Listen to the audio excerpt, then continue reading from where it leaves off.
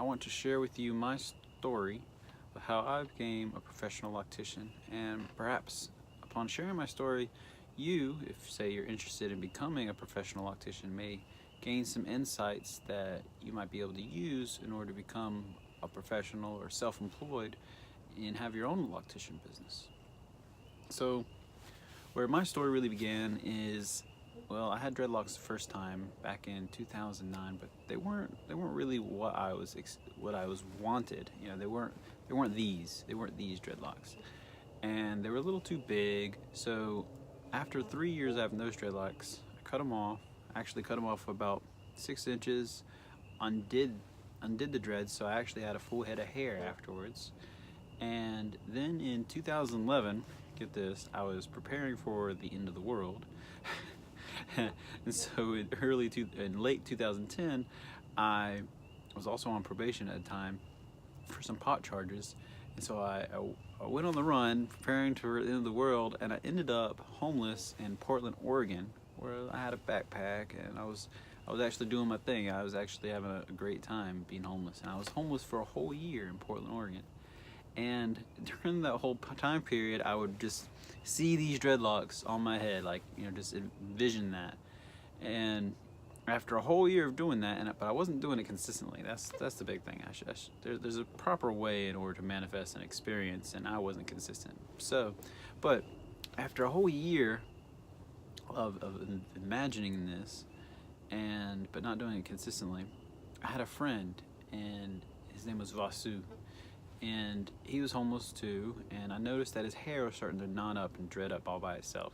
So I said, hey man, I got some experience with some dreadlocks, you know, and I learned a lot in my first experience of having dreadlocks, repairing, replacing. Like, I had accidentally cut out dreads by accident. I had put chemicals and wax and orange juice and molasses and toothpaste. I had tried all different kinds of things to get my dreadlocks to lock up that first time. So I had a lot of experience, at least in the realm of, you know, right when I did finally cut the dreadlocks, I had learned enough to know what not to do. And so when I saw my friend's Vasu's head, I was like, hey man, I'll do it for free. You know, let me fix your head for you. And so he said, all right. So over the course of about a week, spent about 3 hours a day, and he's had some long hair. I turned his hair into dreadlocks using just a comb and a pencil.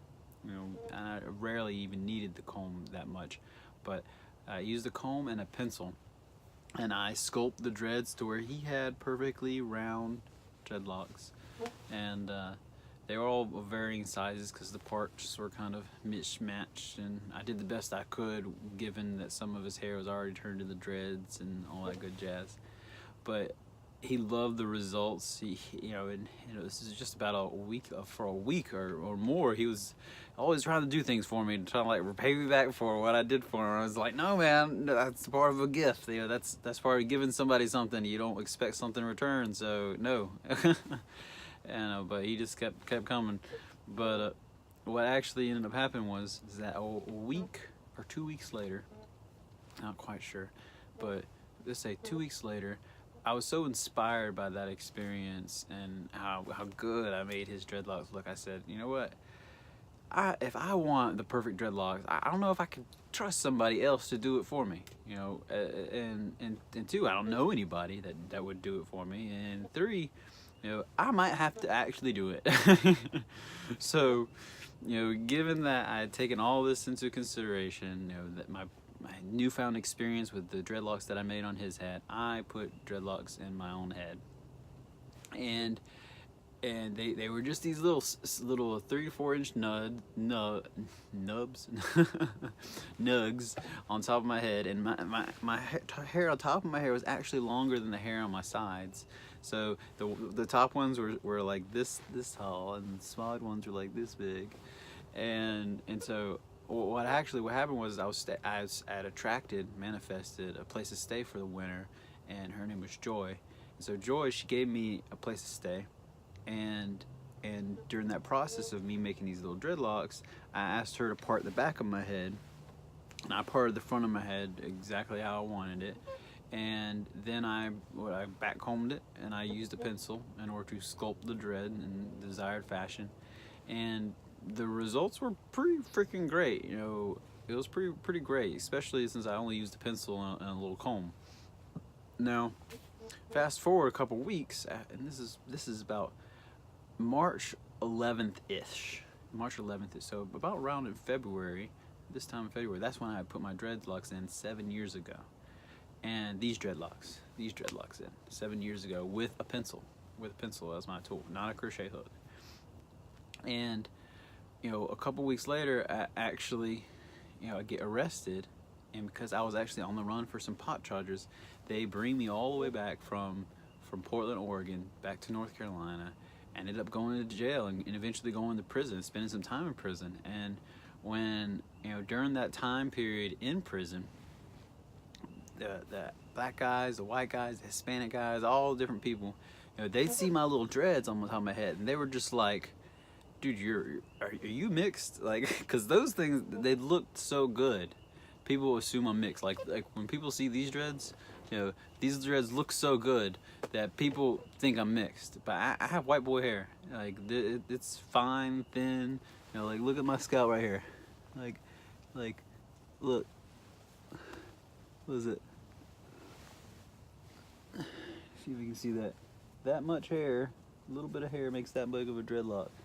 You know, I got white boy hair, and it's thin. I don't got a thick amount of hair on my head. But people would see that, and they were like, could you do mine? And they say, like, who did those dreadlocks for you? I said, I did. Well, could you do mine? And I was like, well, I mean, the price is right. So that's how I kind of got started with actually being paid to do dreadlocks for people, is that other inmates or other people in, you know, in prison, in jail, would come approach me and be like, hey man, I love your dreadlocks. Could you help me get some dreadlocks like that? And I was like, yeah.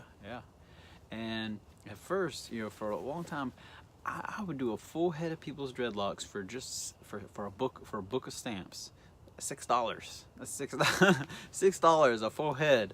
So then that progressed. So that progressed over the course of like 2 or 3 years. I actually I think at the most I charged 4 to 6 books of stamps, depending on how long someone's hair was. So that's anywhere from $24 to $36 that I would charge somebody to do their full head with a pencil. And I'm telling you, their dreads would come out looking really, really close to this, really, really nice. Not crocheted, so not that level of detail, but so good that when I started really doing dreadlocks full time, being locked up, I spent the first half of one of those years just doing portraits, so I can draw photorealistic portraits. So, but then when I started doing dreadlocks, there was hardly a single day that I was not doing dreadlocks and still doing portraits on the side and tattoo designs for that whole year. And it just so happens that I happened to have a roommate who had all these business skills, and so he was teaching me business skills and telling me how, well, all you gotta do is learn how to run one business well, and all the other ones, they have the same fundamental principles. You know, when you learn all the tips and tricks about one business, they apply to all the other businesses. And so he was giving me all these tips and tricks, and so before I got out, around what year was this? 2015 was the year I got out in December. And so when I got out, I already had the mindset. I was like, I already have these business skills. I got my fresh dreadlocks on my head. They were about this length at that time, or about that length at the time. And it just so happened that my friend Deuce got out at the same time as me. So as soon as he got out, I knew that crocheting was the way to go, like, because I had some experience with crocheting. I just didn't install my own dreads with crocheting. So as soon as I got out, I bought a crochet hook, or I asked my sister to buy me a crochet hook, and I did his maintenance, took some photos, did my maintenance, took some photos, and I made, man, they would look super sharp that day. You know, and did my, and I mean, I went all down the length, like I perfected that, and took some photos, and then boom, I put them on Craigslist. And sure enough, within a week or two, I got my first client off Craigslist. The person came over to my house, or I went over to my sister's house, started did the dreads. And at the time, let's say I would do 12-hour sessions. I think the longest session that I've ever done was, and I've just recently remembered this, was 24 hours straight. Stayed up all through the night drinking energy drinks and just, but that was the longest session. And at the time I was like I didn't have anything else going for me except doing dreadlocks, and just getting out fresh out of prison. You don't have any routine, you don't have nothing else going for you.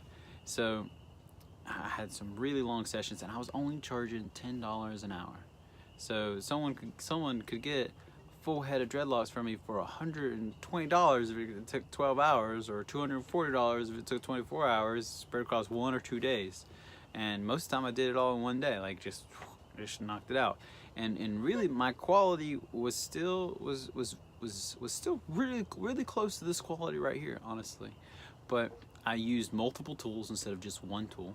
Like I can do it all with one crochet hook now, versus I used a latch hook and a tiny latch hook, and I had all these various different processes. Just a learning process in general. So I had a lot of different methods for creating the dreadlocks.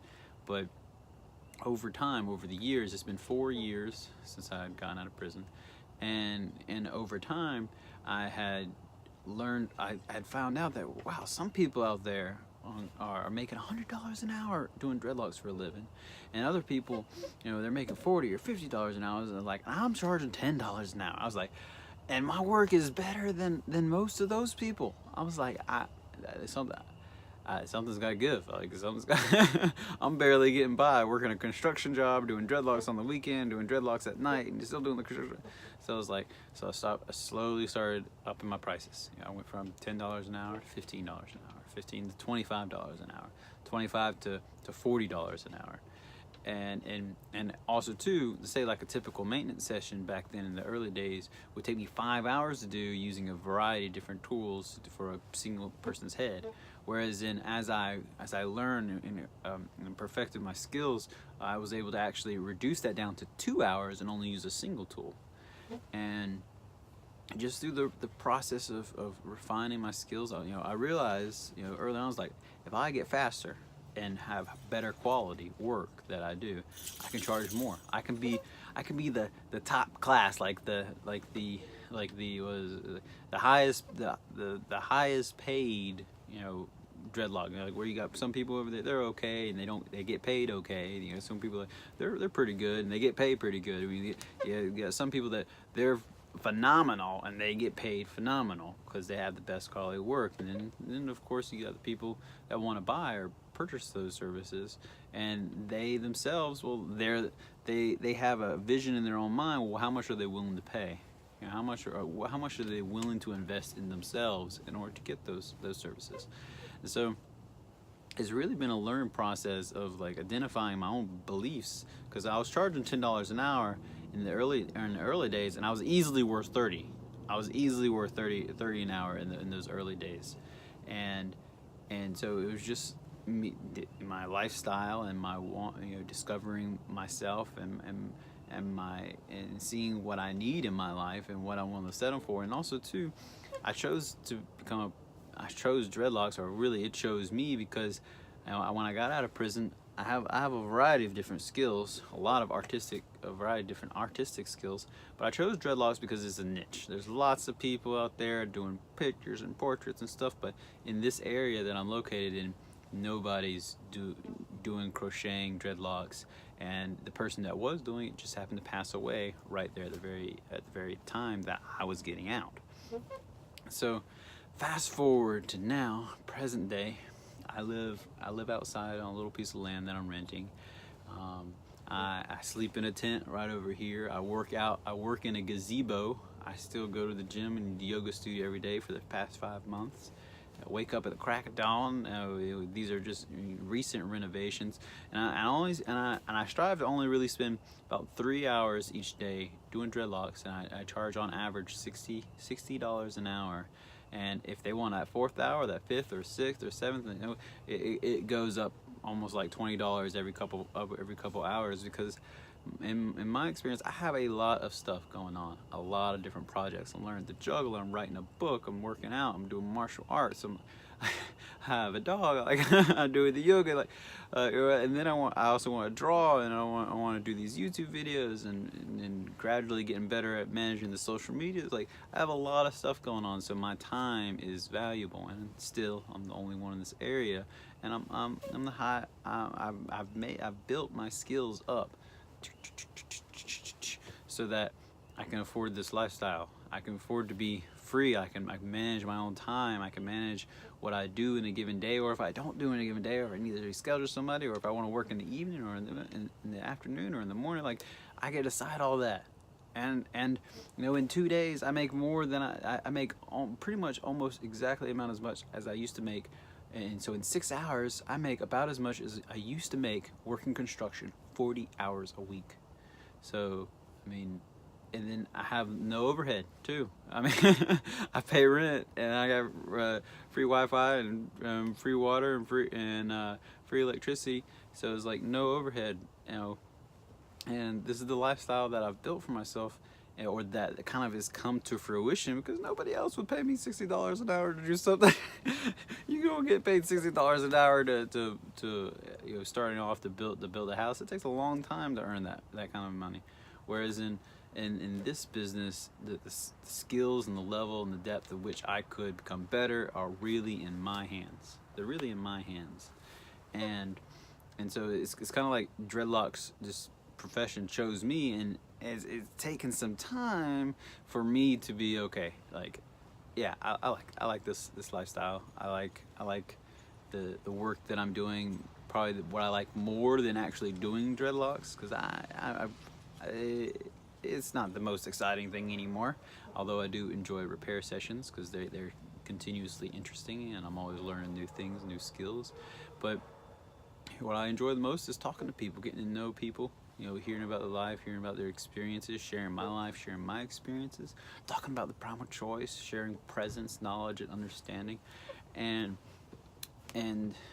so that's my journey so thus far, from, you know, being, you know, having dreadlocks, doing them my first self, and screwing up that first time, you know, taking a year off, being homeless in Portland, Oregon, then restarting my own dreadlocks, these ones that I have right here, and then getting locked up, actually starting my business while I was actually in prison, so that when I got out, I've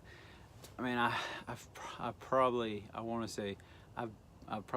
done just under somewhere around 1,000 eds. You know, I've got to have done, because I've had just so many clients that I don't have photos of, so that I don't have photos of, but I've gained innumerable skills, you know, both with how to do dreadlocks with crocheting and without crocheting, with just using a pencil, and without using anything, and that's what I look forward to possibly sharing with all of you on this YouTube channel, on this YouTube platform, as well as creating a lot of like innocuous YouTube channel video posts that, you know, just are meant to like draw people's attention to this channel, so I can have an opportunity to share what I know with them. And also too, you know, if you have any questions or comments, feel free to leave them in the comments below. Feel free to leave them below, and I'll be sure to make a video about it. And I do want to bring up one fine point, is that you'll see on my website that, you'll see on the banner page of the YouTube channel, that I'm doing these videos every single Wednesday, and that's really just my initial getting in the groove of this, learn how to use the photo editing and the video editing and all that good jazz.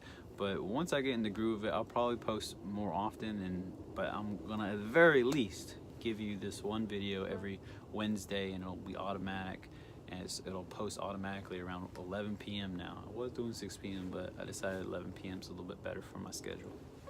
And, you know, what a mouthful.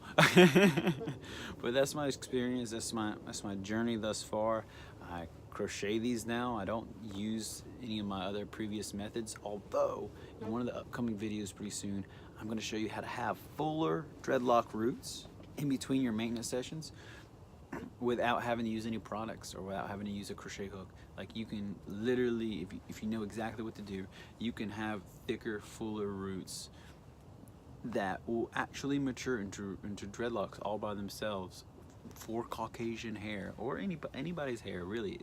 Technically it works even better for African American or fro type hair types. But I'll be sharing that kind of stuff with you in the upcoming videos. And of course, if you are in the Raleigh, Durham area and you are looking for someone to have to do your dreadlocks or to help repair or maintain your dreadlocks, feel free to hit me up at drlockstar.com, and I will be sure to get back to you. You can set up an online or in-person digital consultation, whatever you need to do. And of course, I'm on Instagram and Facebook at drlockstar.com. And if you want to get to know me, hey, you can check me out at drlockstar for, hey, Snapchat. I'm sharing just quirky things about my life, so that maybe all of you can get to know me slowly over time and see that, hey, is this the kind of person that, sure, his skills are good, but hey, is this the kind of person that I want to be on my head? That's something you should consider when you're getting your dreadlocks done. But hey, if you're interested in becoming a loctician, hey, pay attention. I'll be sharing some tips and tricks that potentially could help you get to that next level, so that you can have a freer lifestyle, financial freedom, the ability to not have to worry anymore about how the money's coming in. But that's it for this video. My name is Michael Smith, Dr. Lockstar, your professional loctician. I hope to see you soon in the next videos. Peace out.